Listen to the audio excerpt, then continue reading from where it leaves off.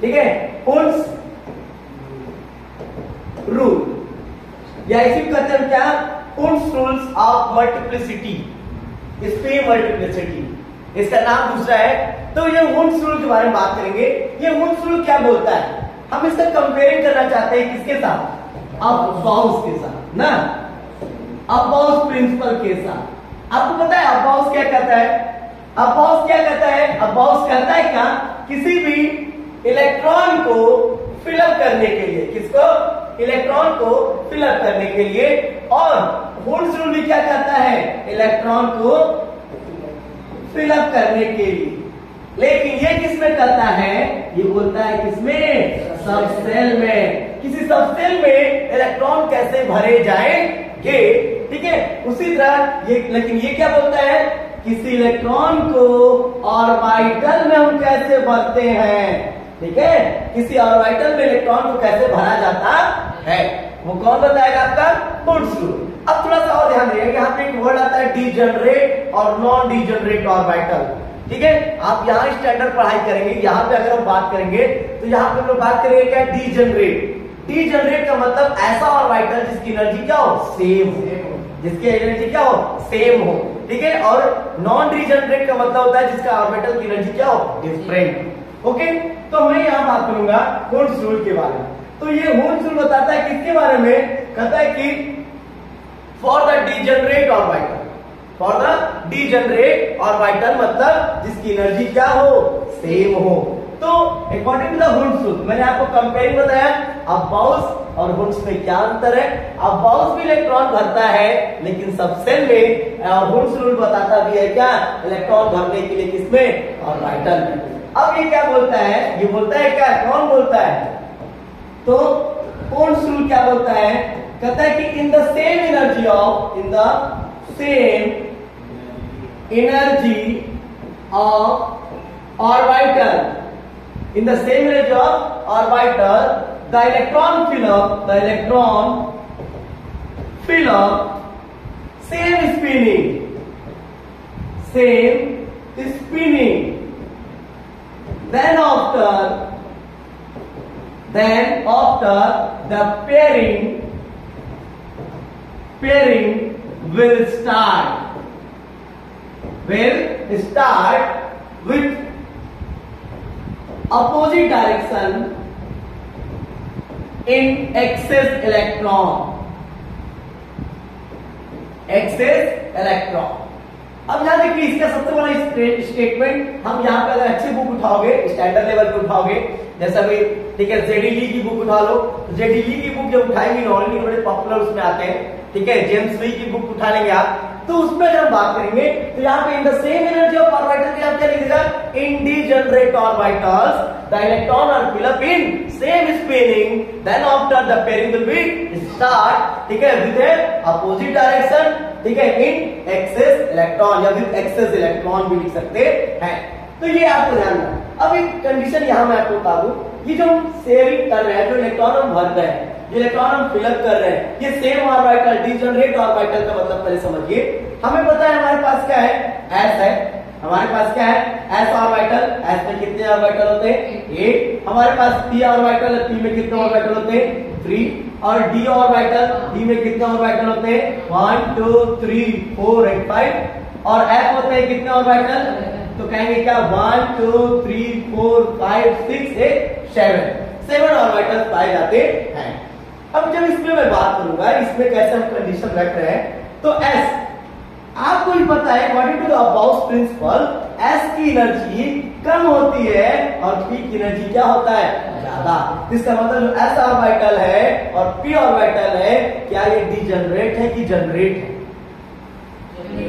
तब कहेंगे, ठीक है, जनरेट है, या ये क्या है, नॉन जनरेट, नॉन डीजनरेट है ना, बात समझ गई। मतलब नॉन जनरेट का मतलब वही क्या हो गया, ठीक है, तो हम कहेंगे क्या, जिसकी एनर्जी क्या है, सेम नहीं है। डीजनरेट का मतलब क्या हुआ, जिसकी एनर्जी सेम है, that orbital which having the same energy is called degenerate orbital. तो ये क्या है, नॉन डीजनरेट ऑर्बिटल होते हैं। लेकिन अगर तुम एस में सिर्फ भर रहे हो, अगर मैंने कहा ये ऑर्बिटल एक है px और ये py और ये pz, तो px py pz क्या है, कौन सा ऑर्बिटल है, डिजनरेट है कि नॉन डिजनरेट ऑर्बिटल? तो डिजनरेट ऑर्बिटल्स होते हैं क्योंकि इसकी एनर्जी सबकी क्या है, सेम है। इसमें अगर हम बात करेंगे dxy dyz dzx dx square minus y square और dz, ये पांचों के पांचों ऑर्बिटल क्या है, डिजनरेट ऑर्बिटल्स है। तो इसका मतलब कि हम s और p नहीं, या तो तुम s में भरो या तो तुम p में भरो, या तो तुम जब d में इलेक्ट्रॉन भर रहे हो तब वो कहता है क्या, कहता है कि आप इलेक्ट्रॉन भरिए लेकिन सेम स्पिनिंग होना चाहिए। ठीक है, अगर उसमें एक्स्ट्रा इलेक्ट्रॉन बचता है तब क्या करिए, आप उसकी पेयरिंग कीजिए। आप उसको क्या करना है, पेयर करना है। लेकिन कैसे, तब हम कहेंगे क्या, उसकी जब पेयरिंग करेंगे तो जो स्पिनिंग आपने भरा है जस्ट उसके अपोजिट होना चाहिए। ठीक है, बात क्या तक समझ आ रहा है? तो यहां ध्यान दीजिए। अब देखिए इस पर जैसे एग्जांपल आपको लेके चलता हूं, ये डिजनरेट और उसका ऑर्बिटल बताया था।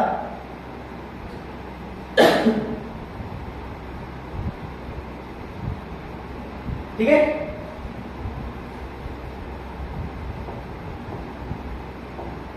याद रखिए बात क्या समझ आ रहा है आप लोग को, बोलिए। अब जैसे एग्जांपल एक लेके चलता हूं, जैसे मैंने कहा P1, P में कितने ऑर्बिटल, 3। मैंने बात किया क्या P2 में कितने ऑर्बिटल, 3। ये तो है, सीधी बात है। अब फिर मैं बात किया क्या P3, इसमें कितने ऑर्बिटल, मैं बोल दिया P है तो भाई सीधी सी बात है 3 होगा। फिर बात किया P4 में कितने ऑर्बिटल, P भी है तो P सीधी बात कितना हो जाएगा, हमारे कितने हो जाएंगे वो, बोलिए, तो 3 ऑर्बिटल। और यहाँ जाएगा P, और इलेक्ट्रॉन अगर 5 हो जाए तभी भी ऑर्बिटल कितने होंगे, 3, क्योंकि ये P ही है।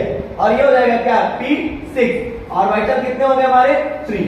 अब हम क्या करेंगे, इलेक्ट्रॉन इसमें फिलअप करते हैं। ठीक है, अब बताइए कितने इलेक्ट्रॉन आपके पास है, 8। अगर मैं थोड़ा सा इसको ऐसे हटाऊं, ठीक है, यहां से क्लियर करूं।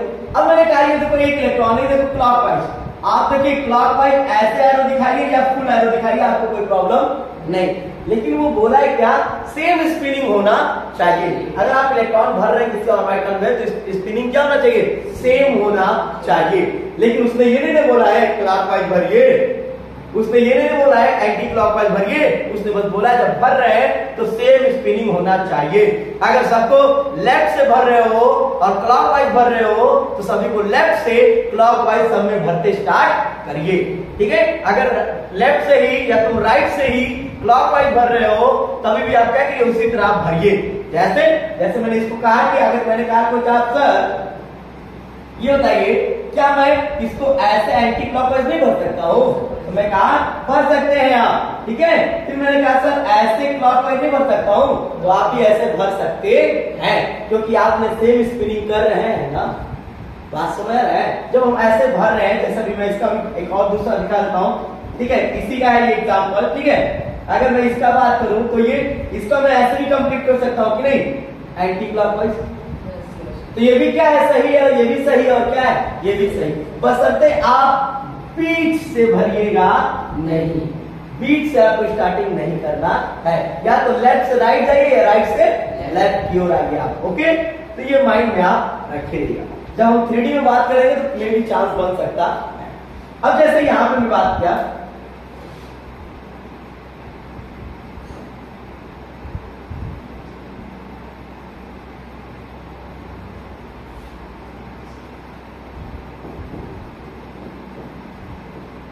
ठीक है। अब ऐसे जैसे P2 में मैं बात किया क्या है, ये देखिए मैं अलग अलग ऑर्बिटल दिखा रहा हूं आपको। ठीक है, इसमें मैं बात किया अगर तो हमारे पास कितने इलेक्ट्रॉन है, 2। तो देखो क्लॉकवाइज तुम फुल एरो दिखाओ या हाफ एरो दिखाओ। हम लोग हाफ इसलिए दिखा देते हैं जिसके कारण हम दूसरा इलेक्ट्रॉन को अच्छे से बना के मैनेज करते हैं। ठीक है, तो ये क्लॉकवाइज क्या तुम ऐसे नहीं कर सकते हो, एंटी क्लॉकवाइज, सेम स्पिनिंग है ना। ठीक है, ये भी पॉसिबल है। ठीक है, फिर इसमें कह सकते क्या, क्लॉकवाइज यहाँ से भी क्या है, सही है, और ये भी एंटी क्लॉक, ये भी क्या हमारा सही रहेगा। ठीक है, बात समझ गए। लेकिन सबसे बीच से स्टार्ट हम नहीं करेंगे। अगर ये PU3 क्लॉकवाइज, ये भी क्या हमारा सही है। अगर मैं यही आपको कर दूं क्या, एंटी क्लॉक, क्या ये सही है स्पिनिंग, सेम स्पिनिंग है ना, तो ये भी क्या हमारा सही है। अगर इसी चीज को मैं देखो तुम्हारा देखिए ये क्लॉकवाइज क्लॉकवाइज क्लॉकवाइज इस साइड से मैं रोटेट करा रहा हूं, तो ये भी क्या है, सही है। और आपको देखो ये पहले वाले से मैच कर जा रहा है कि नहीं, बस हमारा कर्व का एरो क्या है उल्टा लगा है ना, ठीक है। अब यहां देखो, यहां ये हमारा क्या लगा, anti clock anti clock anti clock. अब देखो ये मैच कर जा रहा है कि नहीं मैच कर जा रहा है, ठीक है। तो ये माइंड में आप रखें। अगर यही मैंने ले लिया क्या, ठीक है, अगर मैंने कहा इलेक्ट्रॉन कितने हमारे पास 4, ये देखो क्लॉकवाइज क्लॉकवाइज क्लॉकवाइज क्लॉकवाइज भर दिया, 3 ऑर्बिटल थे, तीनों की तीनों भराए हैं, लेकिन एक इलेक्ट्रॉन एक्स्ट्रा भर गया ना, तो आपने क्या बोला कि अगर हम इलेक्ट्रॉन भर रहे हैं, हमने कहा तो क्या बोला कि अगर, ठीक है, electron are fill up in same spinning, हमने सेम स्पिनिंग भर दिया, एक इलेक्ट्रॉन एक्स्ट्रा बच गया, अब हम क्या करें, इसकी पेयरिंग करेंगे। कहां से करेंगे, जहां से स्टार्ट किए थे, लेकिन किस डायरेक्शन में, अपोजिट डायरेक्शन में।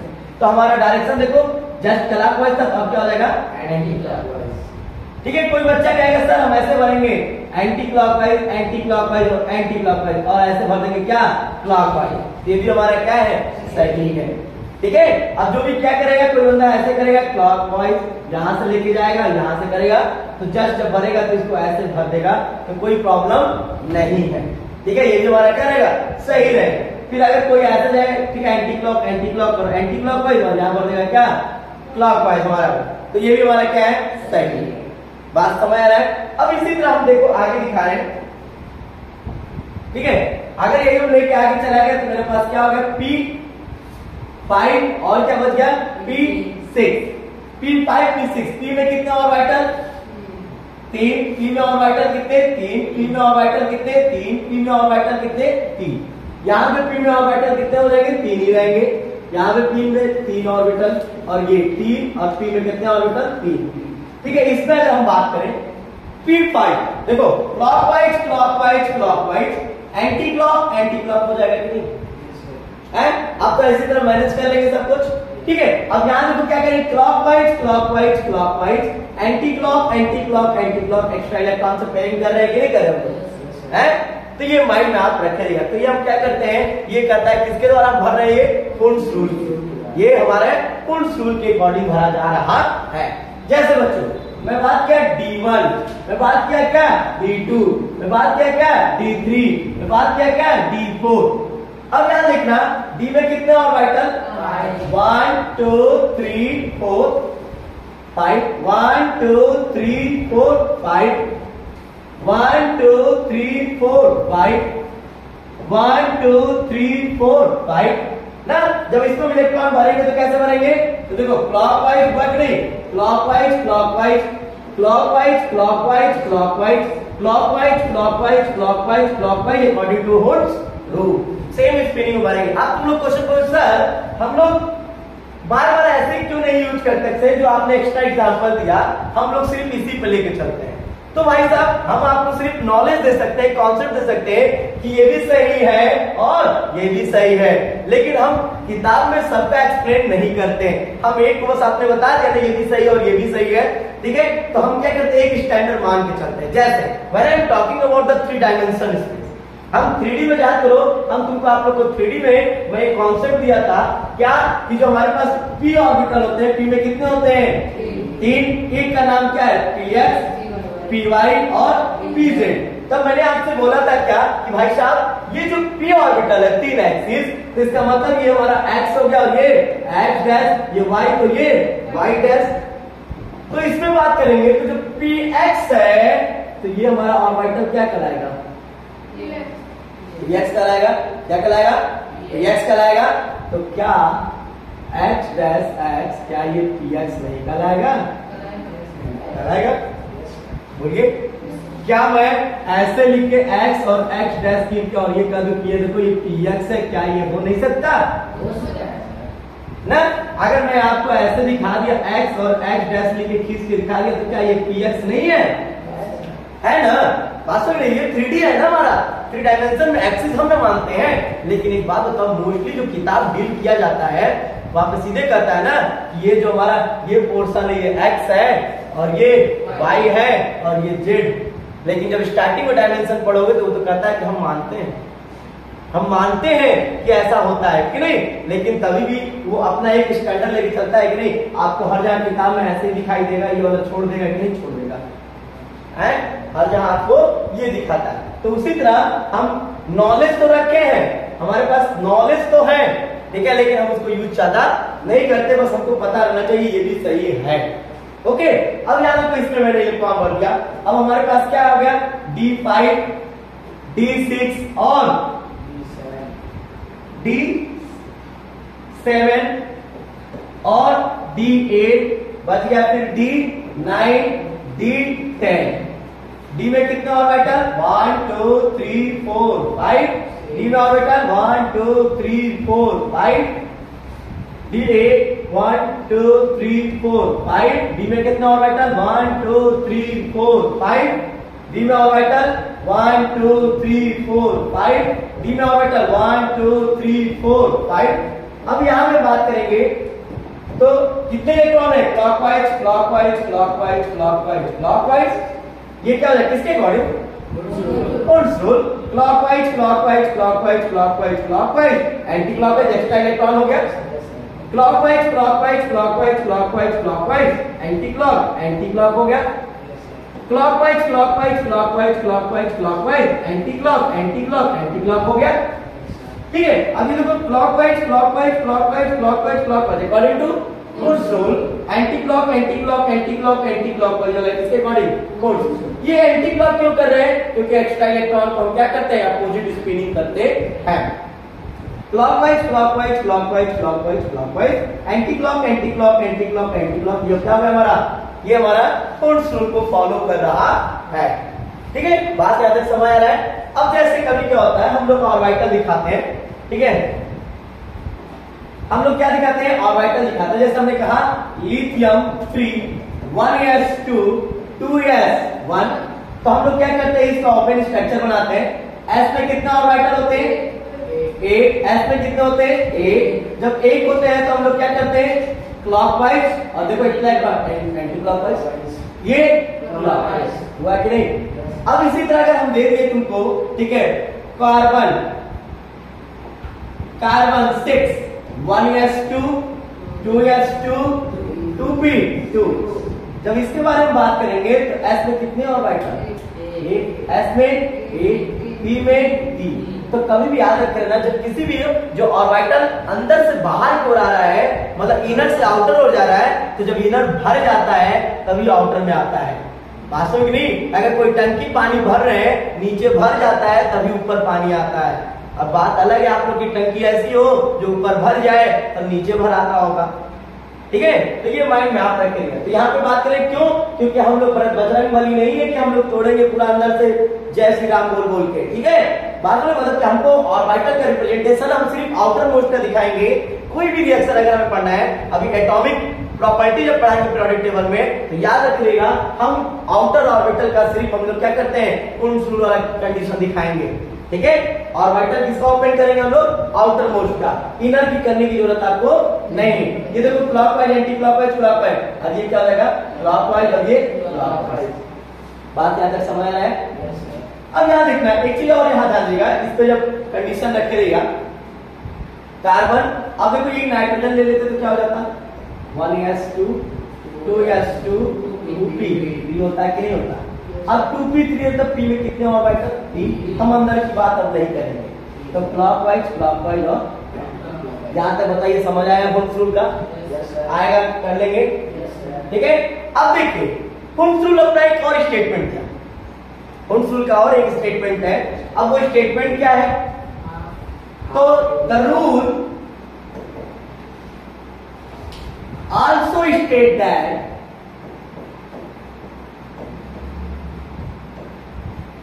ये रूल एक और स्टेटमेंट देता है, लेकिन उससे पहले मैं आपको बता दूं, ये बताओ S में कितने इलेक्ट्रॉन होते हैं, 2। कितने, 2 ना। तो ये हो सकता है S1 भी हो सकता है और S2 भी हो सकता है कि नहीं हो सकता है, हो सकता है। P में कितने इलेक्ट्रॉन हो सकते हैं, 6 ना, कितने इलेक्ट्रॉन, 6। तो लेकिन पी में 6 है तो मैं इसको 2 भाग में डिवाइड कर रहा हूं। अगर ऑर्बिटल कितने होते हैं पी में 3, अगर सभी ऑर्बिटल में एक एक इलेक्ट्रॉन भर दिया जाए तो p3 होगा कि नहीं होगा? और पूरा का पूरा इलेक्ट्रॉन भर दोगे तो p6। पी में कितने ऑर्बिटल? 3। पी में कितने ऑर्बिटल? 3। एस में कितने ऑर्बिटल? एस में मैं आपको क्या दिखाना चाह रहा हूं? मैं दिखाना चाह रहा हूं कोई भी ऑर्बिटल कितना मैक्सिमम रखता है और कितना आधा रखता है। ठीक है, अगर मैक्सिमम रखता है जैसे इसमें एस में बात किया कितना रखा? 2 क्लॉकवाइज और एक एंटी क्लॉकवाइज। पी मैक्सिमम कितना रखता है? 6 clockwise clockwise clockwise anti clock और एंटी क्लॉकवाइज। ठीक है, और हाफ इसका क्या हो जाएगा? इसका हाफ 6 का हाफ क्या होगा? 3। तो 3 का मतलब क्लॉकवाइज क्लॉकवाइज क्लॉकवाइज होगा कि नहीं होगा? बोलिए। इसी तरह सेम कंडीशन अगर हम रख दें किसके साथ? टी के साथ। किसके साथ? टी में कितने ऑर्बिटल? 1 2 3 4 5। और जब डी में 5 ऑर्बिटल है तो देखिए आप ध्यान से देखेंगे डी में, तो डी में अगर मैं रख दिया 5 इलेक्ट्रॉन और एक बार डी में इलेक्ट्रॉन रख दिया कितना? 10 में तो यार 1 2 3 4 5 10 इलेक्ट्रॉन अगर भर रहे हो तो मतलब कि डी कितना मैक्सिमम रखता है?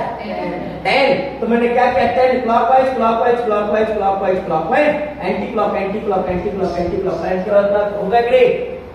मैंने क्या किया? डी कितना मैक्सिमम रखता है? 10। अब उसका आधा कितना हो जाएगा? 5 होगा कि नहीं होगा? 1 2 3 4 क्लॉकवाइज क्लॉकवाइज क्लॉकवाइज क्लॉकवाइज होगा कि नहीं होगा? एक चीज देखो मैं क्या बताना चाह रहा हूं तुमको। कहता है कि जो हुंस रूल का सेकंड स्टेटमेंट है, हुंस रूल क्या कहता है? ठीक है, ये क्लॉकवाइज है। ठीक है, ये वाला क्या है? क्लॉकवाइज है। अब यहां देखो S1 है ना, ये S1 है, तो जब हम S1 में बात करेंगे तो मैक्सिमम S कितना लगता है? 2। तो यहां पे ऑर्बिटल पूरा भरा हुआ है ना, तो इसे कहते हैं हम फुल फिल्ड ऑर्बिटल बोलेंगे। क्या बोलेंगे इसको? फुल फिल्ड ऑर्बिटल बोलेंगे। क्लियर हो रहा है कि नहीं हो रहा है? और अगर मैंने कहा P में मैक्सिमम कितने इलेक्ट्रॉन होते हैं? 6।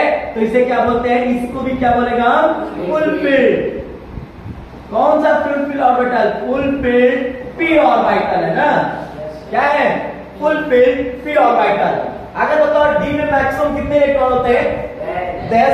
और 10 को 10 हम डी में भर दिया तो इसे क्या बोलोगे? फुल फिल्ड डी ऑर्बिटल ना। और डी का आधा कितना हो गया? 5। तो इसे कहते हैं हम हाफ फिल्ड। क्या बोलेंगे? Half filled D orbital. Clear हो रहा है? इसे क्या बोलोगे? ये क्या कराएगा? Half filled D sorry half filled P orbital हो जाएगा। और ये क्या हो जाएगा? ये भी क्या कहलाएगा? हाफ फिल्ड एस ऑर्बिटल होगा कि नहीं? अब देखो मैं ये क्यों बताना चाह रहा हूं, क्योंकि जब तुमको ये पहचान में आ जाएगा कि हाफ फील्ड क्या है और फुल फील्ड क्या है, क्योंकि स्टेटमेंट हुंस रूल का दूसरा क्या कहता है? दूसरा कहता है कि हाफ फील्ड और full filled is extra stable. जो हाफ फील्ड होते हैं, फुल फील्ड होते हैं, उनकी स्टेबिलिटी क्या होती है? ज्यादा होता है। क्यों?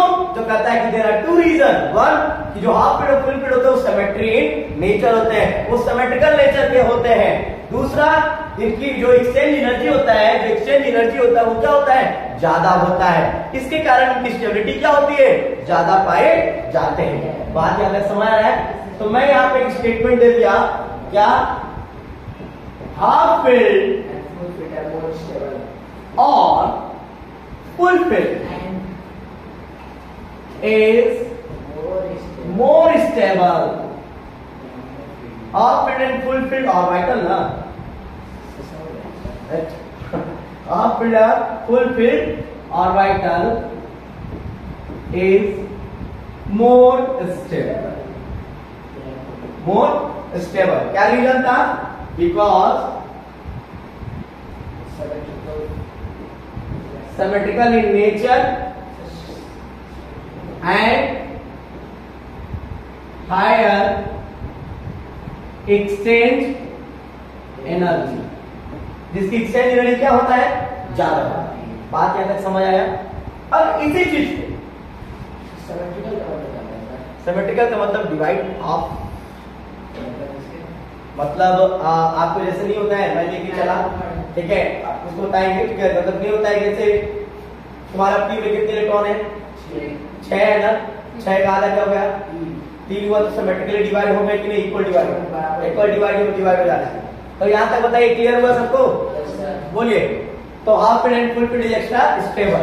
अब देखो कुछ ऐसे रूल है, कुछ ऐसे हमारे इलेक्ट्रॉनिक कॉन्फ़िगरेशन है जो हमारे अबाउट प्रिंसिपल को द्वारा होता नहीं है, वो एक्सेप्शन कहलाते हैं, लेकिन उसको एक्सप्लेन करता है कौन? Hund's rule.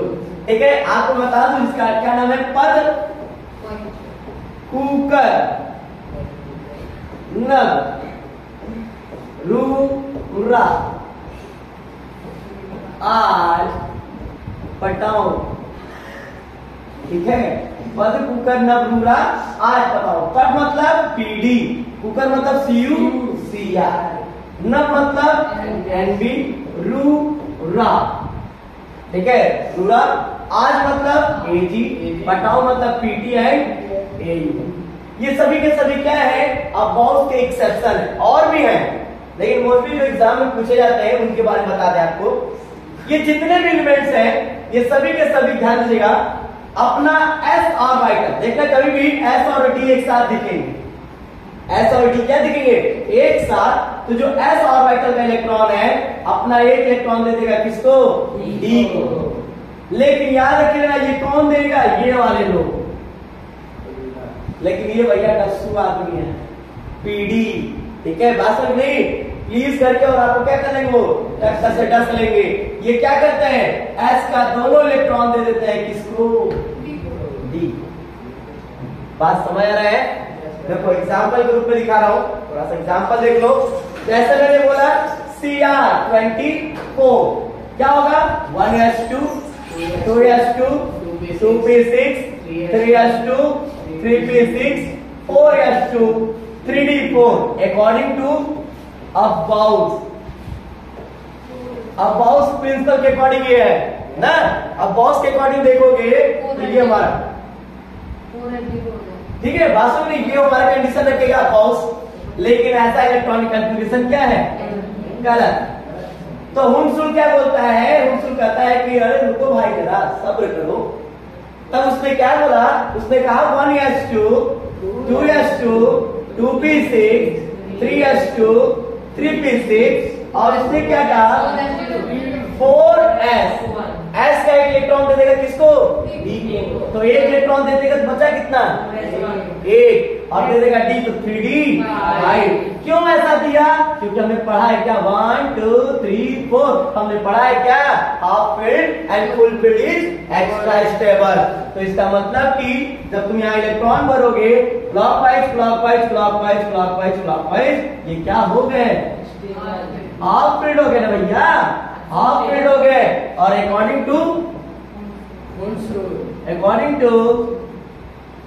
Hund's rule half filled और full filled is extra stable. Okay, यही रीजन इसका था, वास्तव में है कि नहीं। तो इसी तरह हम लगा सकते हैं किसका, Cu20 CR का होता है वो 4s1 3d10, ठीक है।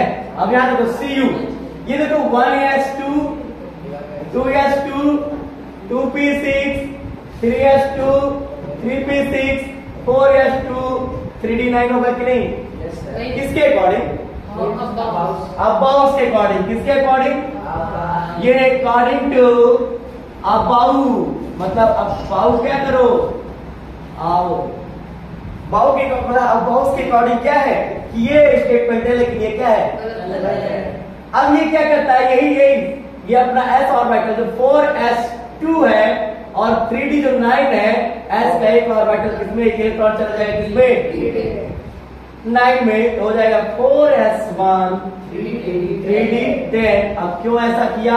1 2 3 4 clockwise clockwise clockwise clockwise clockwise, anti clock anti clock anti clock anti clock. ये क्या हो गया भैया? ये स्टेबल हो गया, फुलफिल्ड। इन्होंने क्यों दिया है धोखा? क्यों इसको इलेक्ट्रॉन दिया? क्योंकि वो स्टेबल होना चाह रहा है। तो ये क्या हो गया? फुलफिल्ड। और किसके अकॉर्डिंग? Hold rule. ठीक है, होल्ड रूल के अकॉर्डिंग क्या है? Half filled and fulfilled is extra stable. और सब जितने भी हैं आप इसको जरूर लगाइए, अपने से लगा के फिर बताइए। ठीक है, अभी देखना कुछ होल्ड रूल का भी एक्सेप्शन है, कुछ देखना हाफ फील्ड नहीं दिखेंगे सब, खुद देखिए, आपने लगाइएगा एक बार। ठीक है, तो बात फिर उसके आगे बात किया जाएगा, क्योंकि हमने देखा है बहुत, फिर उसके बाद टीचर क्या करते हैं बताते ही नहीं, कैसे ही हो गया इला। ठीक है, सही बात है, हाफ फील्ड और फुल फील्ड का हाफ फील्ड नहीं है, देखिएगा भी लगा के लेके आइए, मतलब कल लगा के लेके आइएगा। ठीक है, चलिए आज के लिए इतना ही। कल कुछ है क्या? स्कूल का छुट्टी नहीं है।